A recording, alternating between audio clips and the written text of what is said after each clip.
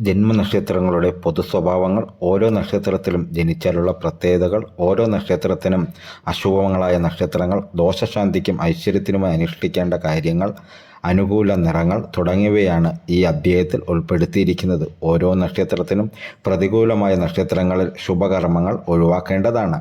ആ നക്ഷത്രത്തിൽപ്പെട്ടവരുമായി കൂട്ടുപ്രവർത്തനങ്ങൾ, അവരെ കണികാണൽ, അവർക്ക് വേണ്ടി ജാമ്യം നിൽക്കുക തുടങ്ങിയ കാര്യങ്ങൾ ഒഴിവാക്കണം. ഓരോ നക്ഷത്രത്തിൻ്റെയും ദേവതയെ നിത്യം ഭജിക്കുന്നത് ഉത്തമമാണ്. ദശകാല വ്യത്യാസങ്ങൾ പരിഗണിക്കാതെ ജീവിതകാലം മുഴുവനും നക്ഷത്ര ദേവതയെ ഭജിക്കാം. അതിനുള്ള മന്ത്രങ്ങളും ഇവിടെ ഉൾപ്പെടുത്തിയിട്ടുണ്ട്. നക്ഷത്രമൃഗം, പക്ഷി, വൃക്ഷം, ഗണം, ഭൂതം തുടങ്ങിയവയും പ്രത്യേകം കൊടുത്തിട്ടുണ്ട്. ഓരോ നക്ഷത്രജാതരും അവരവരുടെ മൃഗത്തെയും പക്ഷിയെയും ഉപദ്രവിക്കുകയോ കൊല്ലുകയോ ചെയ്യാൻ പാടില്ല. അവയെ പരിരക്ഷിക്കുവാൻ കഴിയുമെങ്കിൽ അത് ആയുവർദ്ധനകരവുമാണ്. നക്ഷത്രവൃക്ഷത്തെ നട്ടുവളർത്തുന്നതും ഐശ്വര്യപ്രദമാണ്. ഉത്രാടം നക്ഷത്രത്തിൽ ജനിച്ചവർ പ്രായേണ സംസ്കാരമതികളും ശുദ്ധമനസ്കരുമായിരിക്കും. സൗമ്യമായ മുഖഭാവം, പ്രസന്നത, മൃദുവായ സംഭാഷണ രീതി ഇവയെല്ലാം ഇവരിലുള്ള പ്രത്യേകതകളായിരിക്കും. കുലീനത തോന്നിക്കുന്ന ആകൃതവിശേഷം, ഉചിതവും എന്നാൽ ലളിതവുമായ വേഷവിധാനം ഇവയെല്ലാം ഇവർക്ക് ഏത് രംഗങ്ങളിലും ഒരു മാന്യത സമ്പാദിച്ചു കൊടുക്കുന്നു. സ്ത്രീ പുരുഷ ഭേദമന്യേ ഇവർ അഗാധമായ ഗുരുഭക്തിയും ഈശ്വരഭക്തിയുമുള്ളവരുമായിരിക്കും. വാചാലതയും സൽഗുണങ്ങളും ഒത്തിണങ്ങിയിട്ടുള്ള ഇവരുടെ ഹൃദയരഹസ്യം ആർക്കും തന്നെ പെട്ടെന്ന് കണ്ടുപിടിക്കാൻ സാധ്യമല്ല. ആയത് ഇവരോടുള്ള ദീർഘകാല സഹകരണം കൊണ്ട് മാത്രമേ സാധിക്കുകയുള്ളൂ. മിക്കവാറും പേരുടെ മുഖത്തോ അരയിലോ ഒരു മറുക് അടയാളം കണ്ടെന്ന് വരാം. കണ്ണുകളിൽ ഒരു ചുവപ്പ് നിറവും കാണാവുന്നതാണ്. എല്ലാ ഇടപാടുകളിലും കഴിവുള്ളത്ര നീതിയും ആത്മാർത്ഥതയും ഇവർ പുലർത്തും. മറ്റുള്ളവരെ ചതിക്കണമെന്നോ ആർക്കെങ്കിലും ഉപദ്രവമുണ്ടാക്കണമെന്നോ ഇവർക്ക് ലവലേശ ആഗ്രഹമുണ്ടായിരിക്കുകയില്ല. ഇങ്ങനെയുള്ള ഈ സന്മനോഭാവം കൊണ്ട് പലപ്പോഴും ഇവർക്ക് പല കുഴപ്പങ്ങളും കാര്യനഷ്ടങ്ങളുമൊക്കെ സംഭവിക്കാവുന്നതാണ്. ഇവർ ശുദ്ധാത്മാക്കളെന്നും പറഞ്ഞുവെങ്കിലും അത്ര വേഗം ഇവർ ഒന്നിനെയും വകവെച്ച് കൊടുക്കുകയോ വിശ്വസിക്കുകയോ ചെയ്യുന്നവരല്ല. ഏതെങ്കിലും ഒരു കാര്യത്തിൽ വിശ്വാസം തോന്നിപ്പോയാൽ അതിൽ നിന്നും ഇക്കൂട്ടരെ പിന്തിരിപ്പിക്കുവാൻ പ്രയാസമായിരിക്കും. ഒരു പക്ഷേ അല്പം തണ്ടന്മാരെന്നോ ഇവരെ സംബന്ധിച്ച് മറ്റുള്ളവർക്ക് തോന്നും. എന്നാൽ കാര്യം അങ്ങനെയല്ല. ഇവർ വിനീതന്മാരും സംസ്കാരചിത്തന്മാരുമായിരിക്കും.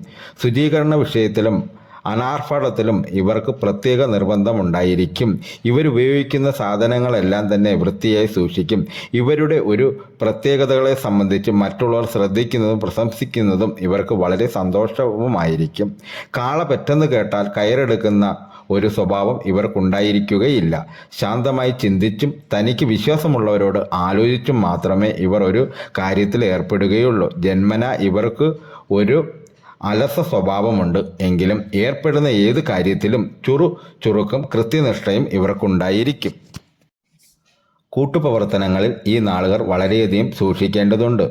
സ്വന്തവും ആത്മാർത്ഥതയുമുള്ള ആൾക്കാരുമായല്ലാതെ കൂട്ടുബന്ധങ്ങളും പ്രവർത്തനങ്ങളും ഇവർക്ക് പ്രതിലോമ ഫലങ്ങളുളവാക്കും. അല്ലാതെ ഉള്ളവയെല്ലാം മിക്കവാറും അപജയത്തിൽ കലാശിക്കും.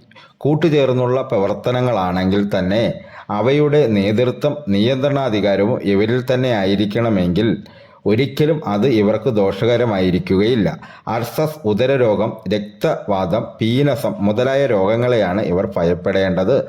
സാമാന്യന് 28 മുതൽ 31 വയസ്സുകൾക്കിടയിൽ ഇവർക്ക് കുടുംബ സംബന്ധമായ ഏതെങ്കിലും പരിവർത്തനമുണ്ടാകും. എന്നാൽ 38 വയസ്സിനു മേൽ എല്ലാ രംഗങ്ങളിലും ഇവർ വിജയിക്കുകയും ചെയ്യും. ഉത്രാടം നാളുകാർക്ക് സംതൃപ്തകരമായ ദാമ്പത്യ ജീവിതമായിരിക്കും ഉണ്ടാവുക. ഐശ്വര്യവും ഭർത്തൃസ്നേഹവുമുള്ള ഭാര്യമാരെ ഇവർക്ക് ലഭിക്കുന്നു. എന്നാൽ ഭാര്യമാരിൽ അധികം പേരുടെയും ആരോഗ്യനിലയിൽ ഉത്രാട നാളുകാർ ക്ലേശിതരായിരിക്കും. വായുക്ഷോഭമോ ഗർഭാശയ രോഗമോ ഇവരുടെ ഭാര്യമാരുടെ സ്വൈര്യ ജീവിതത്തെ കെടുത്തിക്കൊണ്ടിരിക്കും. ഈ നക്ഷത്രക്കാർക്ക് സന്താനങ്ങളെ കൊണ്ട് ക്ലേശമുണ്ടാകാനും വിട്ടുമാറാത്ത മനപ്രയാസങ്ങൾ ഉണ്ടാകാനും ഇടയാകും. സന്ദർഭമോ ആവശ്യമോ നോക്കാതെ ഇവർ എന്തും പറഞ്ഞു കളയും. ഒരുവിധ ഷാഢ്യബുദ്ധികൾ. താൻ പിടിച്ച മുയലിന് കൊമ്പ് രണ്ടെന്ന പക്ഷക്കാരികളായിരിക്കും ഇവരിലധികവും.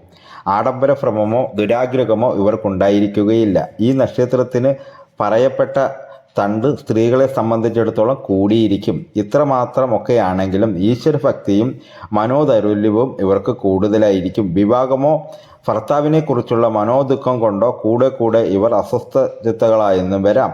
പുണ്യകർമ്മങ്ങളിലും വ്രതാനുഷ്ഠാനങ്ങളിലും ഇവർക്ക് വളരെ താല്പര്യമുണ്ടായിരിക്കും. വിശാലമായ നെറ്റി, അഗ്രം അല്പം ഉയർന്ന മൂക്ക്, ചൈതന്യമുള്ള കണ്ണുകൾ, നിരപ്പും വെണ്മയുമുള്ള പല്ലുകൾ, ഭംഗി കുറഞ്ഞ തലമുടി, സാമാന്യം ദീർഘമായ ശരീരം, പ്രസന്നമായ മുഖഭാവം ഇവയെല്ലാമായിരിക്കും ഇവരുടെ ലക്ഷണം. ഉത്രാട നാളുകാരികൾ ആരോഗ്യത്തെ സംബന്ധിച്ച് ശ്രദ്ധയുള്ളവരും ആയിരിക്കുകയില്ല. വായുക്ഷോഭം, ഗുമ്മം, ഗർഭാശയ രോഗം ഇവയിലേതെങ്കിലും ഇവർക്കുണ്ടായിരിക്കും. എന്തും സഹിക്കാൻ അവർക്ക് കഴിവുണ്ടെങ്കിലും സ്നേഹശൂന്യമായ പെരുമാറ്റം ആരിൽ നിന്നുണ്ടായാലും ഇവരത് പൊറുക്കുന്നതല്ല. വസ്തുകർമ്മങ്ങൾക്കും വിവാഹത്തിന്, ഗൃഹപ്രവേശനത്തിനും, വിത്തുകൾ വിതയ്ക്കുന്നതിനും നടുന്നതിനും ഉത്രാടം നാൾ മുഖ്യമാകുന്നു. ദശാനാഥൻ ആദിത്യൻ, തുടർന്ന് ചന്ദ്രൻ, ചൊവ്വ, രാഹു, വ്യാഴം, ശനി, ബുധൻ, കേതു, ഈ ക്രമത്തിൽ ദശാകാലങ്ങൾ. പ്രതികൂല നക്ഷത്രങ്ങൾ: അവിട്ടം, പൂരുരുട്ടാതി, രേവതി, ഉത്രാടം, പുണർദം, പൂയം, ആയില്യം. ഉത്രാടം, മകം, പൂരം, ഉത്രം. അനുഷ്ഠിക്കേണ്ട കാര്യങ്ങൾ: ചൊവ്വ, വ്യാഴം, ബുധൻ എന്നീ ദശാകാലങ്ങളിൽ ഇവർ ദോഷപരിഹാര കർമ്മങ്ങൾ അനുഷ്ഠിക്കേണ്ടതാണ്. ഉത്രാടം, കാർത്തിക, ഉത്രം നാളുകൾ ക്ഷേത്രദർശനം, മറ്റ് പൂജാതി കാര്യങ്ങൾ എന്നിവയ്ക്ക് ഉത്തമം. നക്ഷത്രാധിപനായ ആദിത്യനെ പ്രീതിപ്പെടുത്തുന്ന കർമ്മങ്ങൾ ഇവർ പതിവായി അനുഷ്ഠിക്കേണ്ടതാണ്. ഞായറാഴ്ച വീതം ഉത്രാടം നാളിൽ ശിവക്ഷേത്ര ദർശനം, ശിവഭജനം, ഞായറും ഉത്രാടവും ചേർന്ന് വരുന്ന ദിവസം ആദിത്യപൂജ തുടങ്ങിയവയൊക്കെ അനുഷ്ഠിക്കാം. നിത്യവും സൂര്യോദയത്തിനു ശേഷം ആദിത്യനെ ഭജിച്ചുകൊണ്ട് അല്പസമയം വെയിലേൽക്കുന്നത് ഉത്തമമാണ്. ഉത്രാടം ധനുക്കൂറിൽ ജനിച്ചവർ വ്യാഴത്തെയും, മകരക്കൂറിൽ ജനിച്ചവർ ശനിയെയും പ്രീതിപ്പെടുത്തുന്ന കർമ്മങ്ങളും അനുഷ്ഠിക്കണം. വ്യാഴപ്രീതിക്കായി വിഷ്ണുക്ഷേത്ര ദർശനം, വിഷ്ണു സഹസ്രനാമ ജപം, വിഷ്ണു പൂജ തുടങ്ങിയവയും, ശനി പ്രീതിക്കായി ശനിയാഴ്ച വ്രതം, ശാസ്താക്ഷേത്ര ദർശനം, ശനീശ്വര പൂജ, അന്നദാനം തുടങ്ങിയവയും നടത്താം. ചുവപ്പ് ധനുക്കൂറിൽ ജനിച്ചവർക്ക് മഞ്ഞ, മകരക്കൂറിൽ ജനിച്ചവർക്ക് കറുപ്പ്, കടും നീല എന്നിവ അനുകൂല നിറങ്ങളാണ്. നക്ഷത്രമൃഗം കാള, വൃഷം പ്ലാവ്, ഗണം മനുഷ്യഗണം, യോനി പുരുഷയോനി, പക്ഷി കോഴി, ഭൂതം വായു. ഈ വീഡിയോ കൂട്ടുകാർക്ക് ഇഷ്ടമായി കാണുമെന്ന് ദൈവനാമത്തിൽ വിശ്വസിച്ചുകൊള്ളുന്നു. പുതിയതായിട്ടാണ് ഈ ചാനൽ കാണുന്നതെങ്കിൽ ഈ ചാനൽ സബ്സ്ക്രൈബ് ചെയ്യുക, ലൈക്ക് ചെയ്യുക, കമൻറ്റ് ചെയ്യുക, ഷെയർ ചെയ്യുക. ഈ വീഡിയോയുടെ അഭിപ്രായങ്ങൾ കമൻറ്റായി രേഖപ്പെടുത്തണമെന്ന് വിനയത്തിൻ്റെ ഭാഷയിൽ അഭ്യർത്ഥിച്ചുകൊള്ളുന്നു. ഇനി അടുത്തൊരു ദിവസം അടുത്തൊരു വീഡിയോയുമായി കാണാം കൂട്ടുകാരെ.